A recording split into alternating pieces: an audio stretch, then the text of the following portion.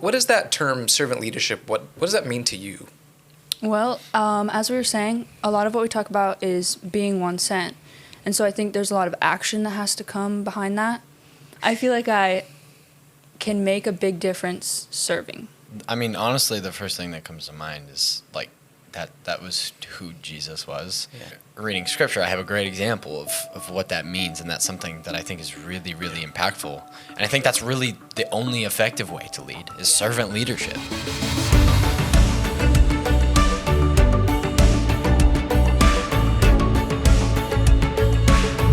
Welcome back to another episode of BeyondU, and today we are having a conversation with two of our OKWU students, and we're going to have a conversation about servant leadership. It's something that we like to talk a lot about here, Ben, and I'm excited to have this conversation with you. Excited to share the conversation also with two of our students, Audrey and Nathanel. Welcome. Hey. We're glad that you're here. So for those that are listening that don't know Audrey and Nathanel like the way that we get to know you guys, help us understand who are you, where are you from, what are you studying? And so Nathanel, will kick it off with you here. All right. So I'm from Mitchell, South Dakota. Your name's Nathanel, too, My name's by the way. Nathaniel. Yeah. My name's Nathaniel. But no, I'm a pastoral ministry major. I have an emphasis in youth ministry and then pastoral counseling. A little fun fact about me is I'm the coolest person you've ever met. Also, a fun fact is we got a wedding. Yeah. This guy. In like a year. Yeah, but still. Still coming up. Yeah. Ring on it, so Yeah. it's like, Yeah, way to go, man. It recently just got Way to go. engaged. So you got one more year of school left, studying ministry, and then you get married, and then that's you're heading out. And then it's unknown. There's an unknown. It's the void pretty figure it much out. right now. That's good. That's good. Audrey, how about you? Tell us a little bit about yourself. I'm also from Mitchell, South Dakota. No way. Yeah, shocker. We grew up together. Shout out to Corn Palace. Yeah, Corn Palace, we love it. What is the Glorified gymnasium. for those that are like? So it's this Unaware. building, looks pretty normal from the back, but from the front, it is covered in corn Interesting. and murals.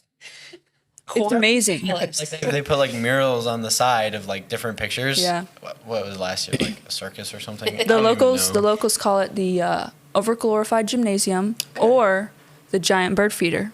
Yeah, there's a mini museum in there. Mitchell, I like that. There's a tiny South museum. Dakota. Yep. Wow. Home of the Colonels. That's the mascot of the appropriate. public school. Cornelius, the mascot. Cornelius. Yeah, we could keep going. Oh man, that's good. That's good. Okay, so what are you studying? How far are you in your OKWU journey?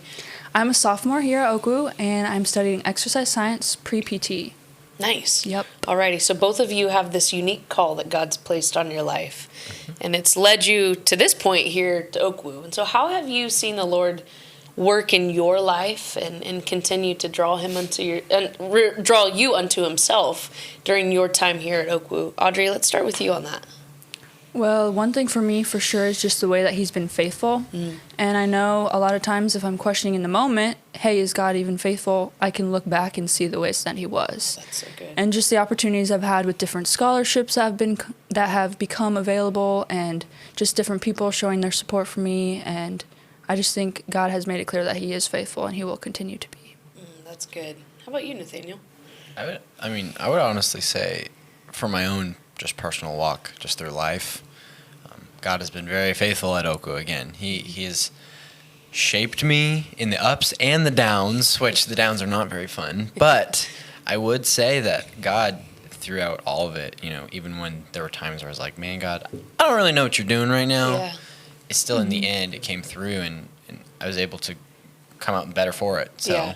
How cool to reflect on the Lord's faithfulness, right? And your individual story. And I think one of the tangible ways that we see God being faithful to us is who he brings into our lives. And so who is it for you? Like, who are the people in your world right now that if you could just give them a moment of shout out, like, hey, these people have really had an impact on my life. They've helped me become who I am. Who would that be for you? Yeah. Well, one, we talked about it literally just a little bit ago, my fiance, one. Yeah. Kylie Boswick. She has been very helpful for me, honestly. Good answer, by the way. Love you, Kylie. But no, another person would be obviously my mother. Mothers, they're the best. They're literally the best. And throughout my entire life, she's been probably my strongest person that I've ever turned to. And even when we are 9.5 hours away, she's still helped me immensely. And then probably the last person, or the last two people I should say, are Riley Hansen, my youth pastor, and then also who I just interned with this last summer, Zach McConnell. Those two have also really helped shape me. South Dakota Legend, cowboy man. himself. Big long beard. Yep. That's the one. Yep. It's So his those two trademark. have really been very personal friends, mentors, and just helped guide me Yeah, that's awesome. back at home, here at OKWU, my times of need and my times of praise and celebration, everything. So That's awesome. How about you, Audrey? Who's it for you? I was gonna say my big one is my parents. Yeah. They've been really good. I love my phone calls, my daily phone calls with my mom. I talk to my mom every day too. So Yep, no shame. I love it. yeah. Also, my grandparents. I call them and catch up on them and I love everything like that. that. Also, professors here. So many of them have been so intentional with me and like pull me aside and say, "Hey, did you consider this? How are you doing? All this stuff." So That's awesome. Mm-hmm. Oh, I love that. I think that's one of the things that makes OKWU unique is that student-professor relationship here is pretty unique, right? So I know a lot of professors give their cell phone numbers out at the first sec, and it's just like, they don't care just about the academics, but you as a person and where you're going in life and how your walk with Christ is and all the different stuff. That's really cool. there's like an actual Yeah. relationship. I've definitely seen Yeah. that. Yeah. Nathaniel, one of the things this semester that we've done or this year is we've given students an opportunity to serve to a local organization. So you've been involved with that some. Can you tell us just a little bit more about what that looked like and the story behind that from a student's perspective? Yeah. So where I serve right now, local organization I serve at, Grace Community Church, I've given the awesome opportunity to be kind of a lead volunteer. Not a lead volunteer, but I'm a leader for the sixth graders in the Link Ministry. God bless you, my Oh, friend. Man, sixth graders, I love them. They are the most awkward human beings on this planet, and I would also fit into that category, so it works perfectly. But it honestly, like, OKWU giving the opportunity, like, hey, here are some awesome churches, just having them just be on my mind. Also going there, being poured into, while also given the opportunity to pour out, is really a gift from God in both ways. The ability for God to make sure that I'm okay, but then also giving me the strength, the courage, and the endurance to pour into these sixth graders. I actually took them this last Saturday, and then the Saturday before that, I took them disc golfing. Nice. And one of them threw it in hole in one in my face, and I said, "What? You're a sixth grader. You're not supposed to be able to do that." And I would never have been given that opportunity to Yeah. go disc golfing with the little peeps. So No, that's awesome. I think for us here at OKWU, as we continue to talk about servant leadership, we use language like be one sent. And that can give, if we're not careful, a connotation that that's reserved for down the road. But it's actually for right now. And so we've done some opportunities like you serving this year in your church. We've done even things, do you remember the giving campaign that we did at the beginning of this semester? Let's talk about that for a second. That was kind of wild. that was cool. We put, what was it, a $3,000 give initiative before students, It's like a thinking little that, goal. yeah, like we want to just put our money where our mouth is, and we want to give to some organizations that are like us. So being one cent isn't always for down the road; it's for right now. Right. And we put this challenge before our students. Do you guys remember what happened with that? We crazy. like doubled it. Talk to us. Literally double. Yeah, we literally doubled it. But talk to us just a little bit about like the student perspective on that. To be called into generosity, and then through the Lord's help, we did way more. Talk to us a little bit about that perspective from the student side. I think being given an opportunity for something, it's so special for me as a student because I can just come to school here, yada, yada, whatever. But then I was presenting with, hey, do you want to help make a difference? What are you going to do? And so I think it was really cool that people stepped up, they showed up. And, I mean, we can always accomplish so much more when God's in it. Yeah, for sure.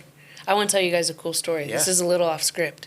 So one of your Perfect. peers came up to me towards the end of our time of giving. Said, hey, I feel like the Lord is asking me to do something really specific here.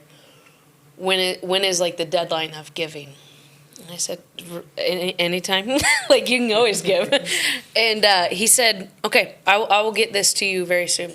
So I'm thinking, like, again, it's college students, and kind of I the don't have social, money. the social connotation is you don't have money. You're not made of many means and in the sense of finances. And so I'm in a meeting. He finds me in a meeting, and he hands me a check. I was busy in that meeting, so I didn't even look at it until my next meeting when I wasn't paying attention in that meeting. I opened the check for $3,000.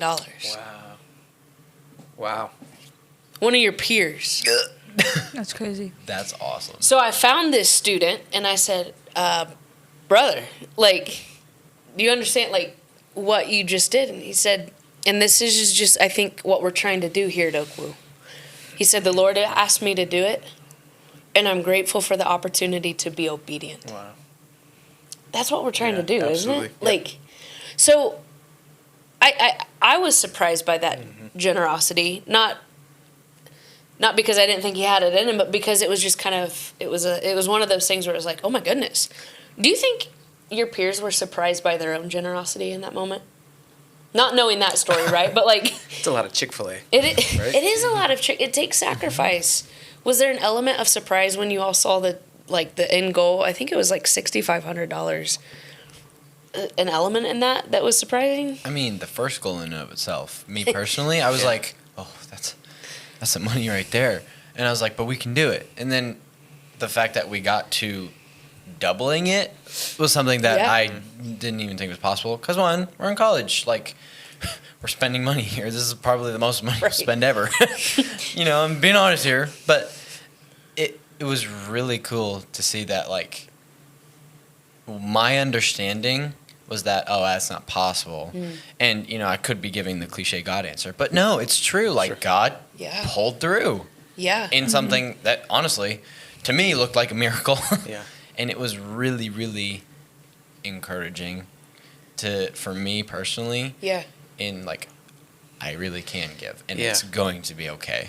God is faithful in that. I think that's so significant because I think one of the things that we often maybe label college students or talk to you about is this whole idea of potential, which I think in some ways is an incredibly destructive word because the assumption is you're in college, just wait, just bide your time, you'll get to a career.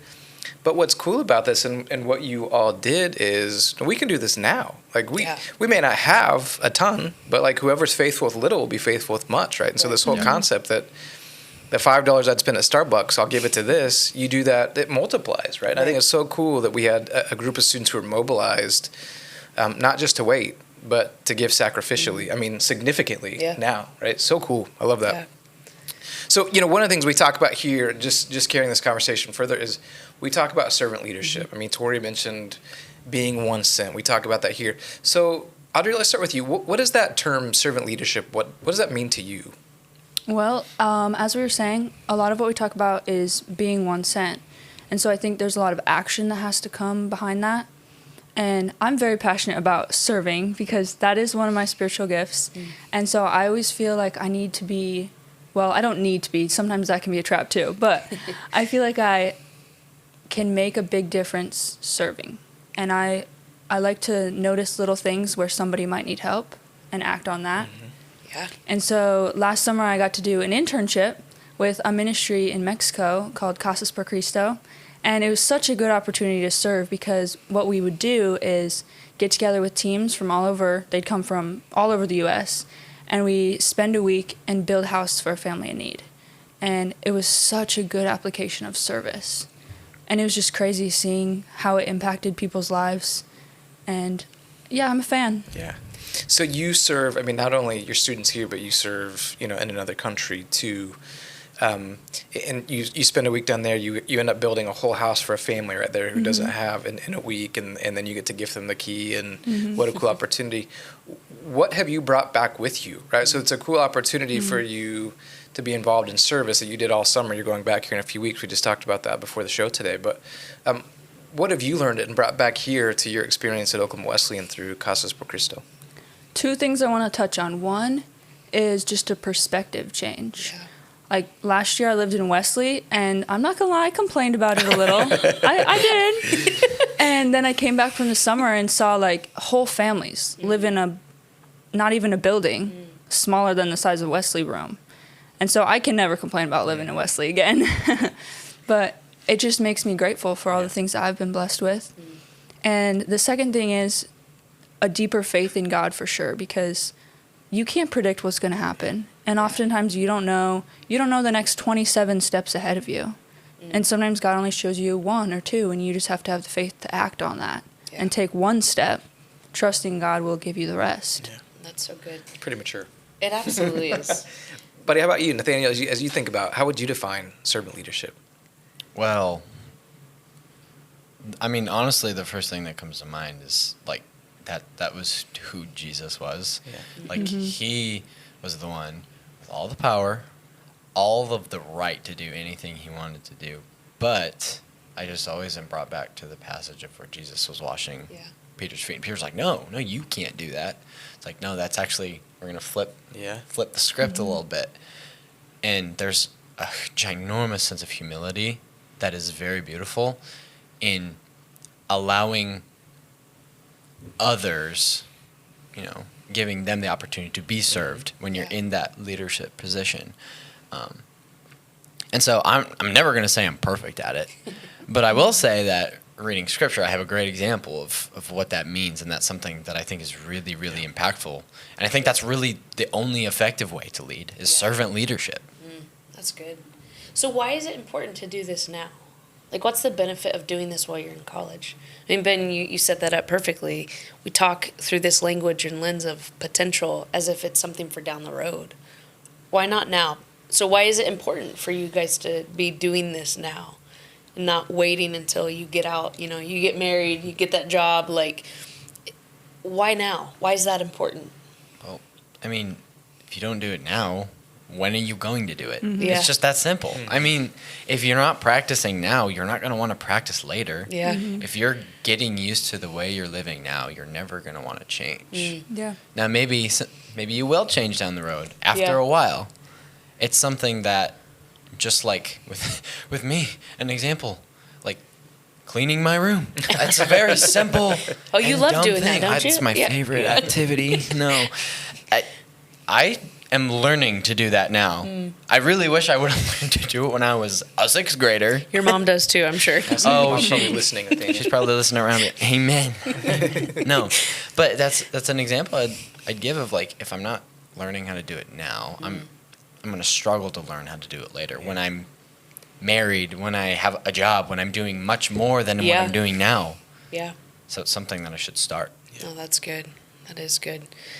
So one of the things that older generations have this tendency to do is they say that this young generation, so your generation, Okay, that's me. because you That's young, selfish and individualistic. They'll throw out those kinds of words, right? Talking about this generation, too absorbed in what's happening online. We've all got our noses in our phones, like all the things. And so there's this kind of negative connotation about your generation. Why is that? And is it right or is it wrong? From your perspective, as one of the people that they're talking about.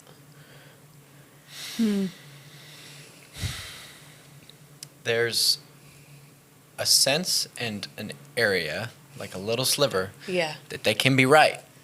If we are so absorbed into our phones, into ourselves, we're not being servant leaders. It comes right back to that. Yeah. Like, we're not serving others, we're serving ourselves.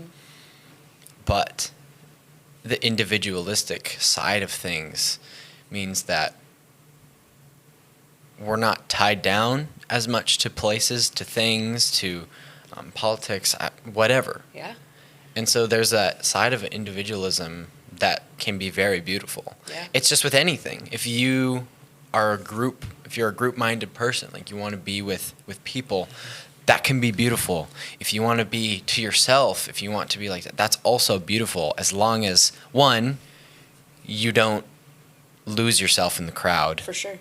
And two, you don't care, ignore everybody else that's around you. There needs to be that moderation, that happy medium. Yeah, so not living in the extremes. Not right? living in the extremes, something we talked about right before we started. Yeah. And again, it's easier said than done. Like, I'm not going to say that I'm perfect at being with the group or being by myself. But there is that side of things that says, okay, you need to take what's really important, you need to move forward, but you also need to consider a lot of different things. And I think that's what our generation can do very good at. We're very good at looking at everything that's around us, evaluating it, and say, okay, does that matter? Does that actually matter? So Oh, that's good. So it's not necessarily a fair generalization to say that everyone's self-absorbed Right. or everyone's consumed. absolutes don't help anyone. That's true. That is very true. So describe your generation. Describe what does matter to you. Like what is, when you think about the things that are important to your generation as it relates to other generations, help bridge the gap of that misconception. Because the media is wildly unfair to you guys. Wildly unfair. I was just talking to a group a couple weeks ago about this. I'm like, do not listen to what the media says about Gen Z. That is wildly unfair. You need to have a conversation with them, because I see, and Ben sees, and everybody here at OKWU gets to see, I think, the very best of Gen Z. So help us understand your generation. What drives you? What motivates you? Audrey, why don't you start? I've talked to a lot of people, and not to get into like too much about politics, Take us there. but I think a Fun lot ride. of people in my generation, in particular, don't really care for it and don't want any part in it. Like that's why Yeah. people always say things like, "Oh, you need to be voting. Why isn't anyone voting who's younger than 40 or whatever?" And I think just from people that I've talked to, I think some of it might come from just kind of the apathy that's produced when you, we were talking about it earlier, Ben, like when you look at the ballot and you see, well, I don't really want to support any of those people, so I'm just going to take the backseat here.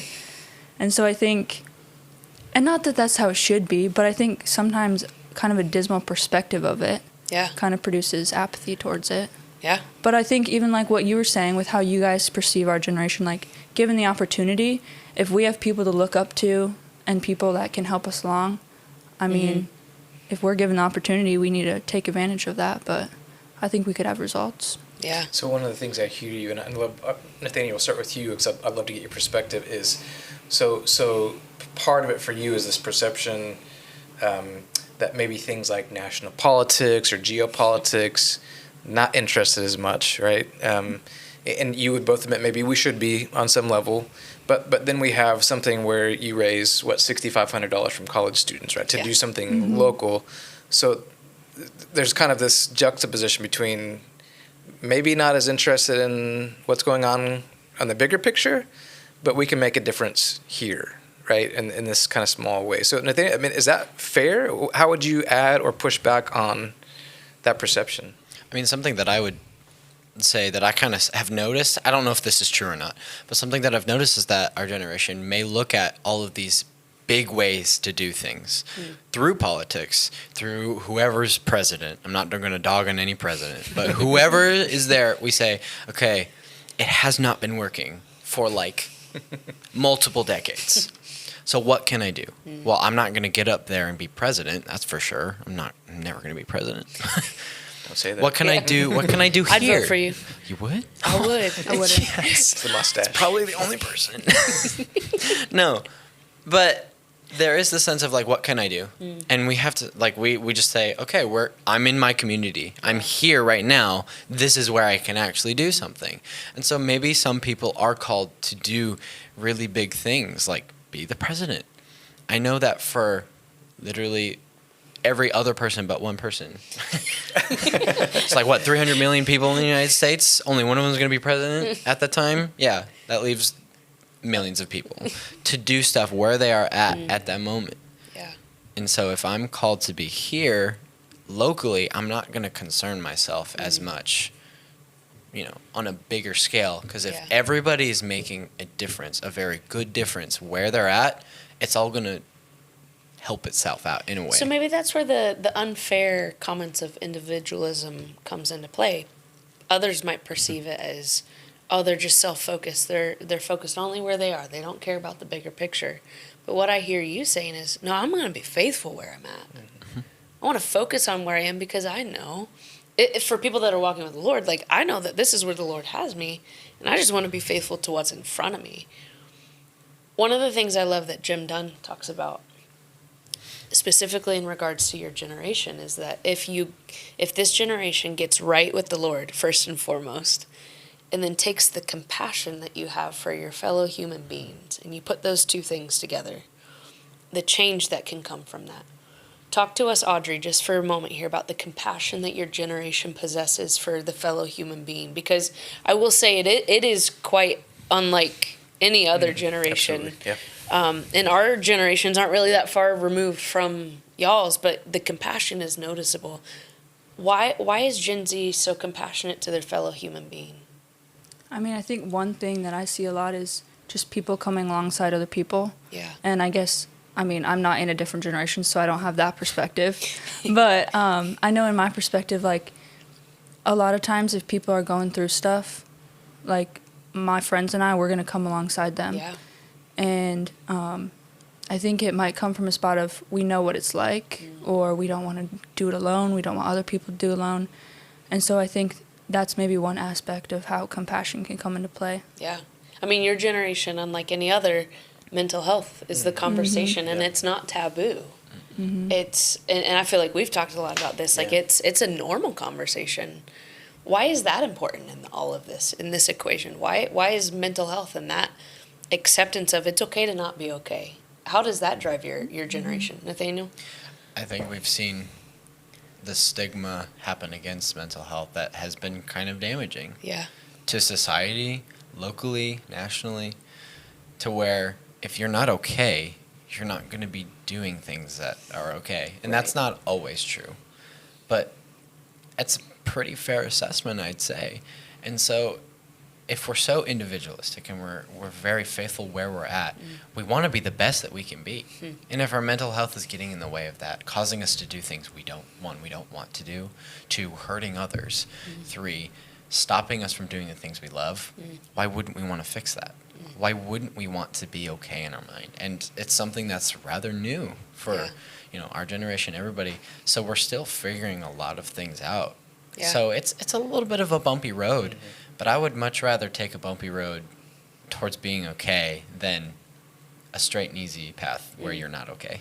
That's good. I had a conversation with a student the other day, and this is their words, not necessarily mine, but they we were talking about generation and servant leadership and all these different things, and they weren't picking on anyone, but they just said, look, I feel like for them it was their grandparents' generation that what mattered most was believing the right things, right? And which is obviously incredibly important. We would all agree on that. But they said what I see is they believe the right things, but they're not as interested in being the right kind of person of compassion and grace, right? So they believe all the right things, but that hasn't translated into the kind of person they are, the compassion they show. And they said for our generation, this is a college student, they said, I feel like we maybe care too much about being the right kind of people and being people of compassion, but don't think as much about believing the right things, right? And so part of this conversation is really about, it's about movement, right? It's about, you've used the word, Nathanel, happy medium. And so I think you have to have both, right? You've got to have orthodoxy and truth, and you've got to believe the right things, and you've got to live in a way that's consistent with that, that's kind of, what we're talking about in essence, which I think that was really insightful on that student's part. No, for sure. It's letting your words and your actions line up. Yeah. And I would say this is where the generations miss out on by not having the conversation together. We kind of, they do that and we do this, and there's no way that we can bridge that gap. And so these conversations are helpful. I hope you guys know that. Couple more questions here, but one of the things I want to ask you guys is, for people that might not be as familiar with Gen Zs in their everyday life, and they have built up these perceptions based on what the media says, which we've already addressed. Not great. What would you say about your generation to give the world hope?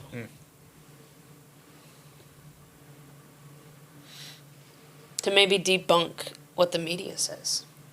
So the perspective you just gave, Ben, I think is really helpful in giving the world hope, in the sense of our generation wants to do the right thing.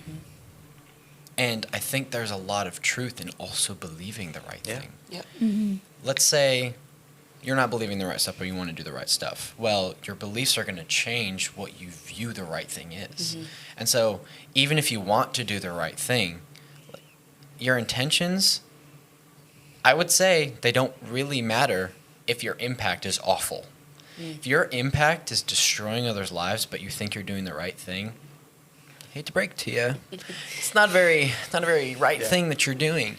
And so if you stay grounded in orthodoxy, tradition, while also not being stuck back there as the world is progressing forward, you're able to have hope that we're going to be doing the right things, believing the right things, and making a real difference in the world. Not just desiring a real difference, Right.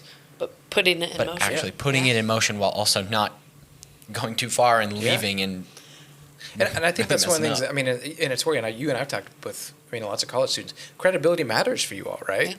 Yeah. That seeing that they believe the right things, but also their lives reflect what they believe, and seeing that that's consistent, like, that matters to you, right? That's part of what gives you hope, and your desire to kind of live that out, for you as you walk forward too.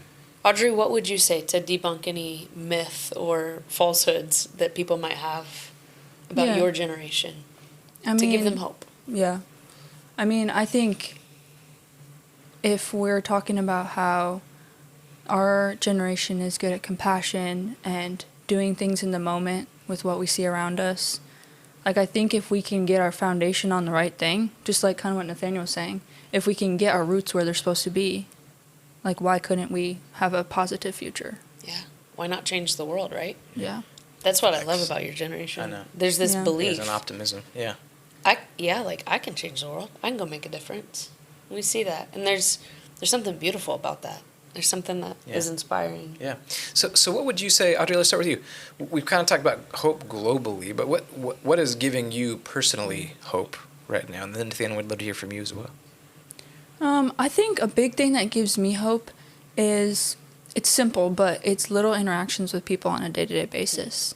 And I think just little encouragements from people throughout the day, or even really deep conversations with people. Like, I'll call my sister and be like encouraging her in something she's going through, and that can give her hope. And then conversations I've had with other Christians, those are really hopeful conversations. Things we've talked about in class, in different Bible electives. Like, I think there's a lot of hope, and I think a lack of hope is what causes a lot of issues in the world. I would agree. It's good. How about you, Nathaniel? I think the biggest thing that gives me hope, and it's a God answer, but I'm going to give the God answer. I mean, Do I it. am Take pastoral us there. ministry, right? Take us there, man. I think the thing that gives me the biggest hope is that I actually have a God that's going alongside me with my life. Because realistically, if the Holy Spirit ain't with me, man, I'm screwed. I am not okay.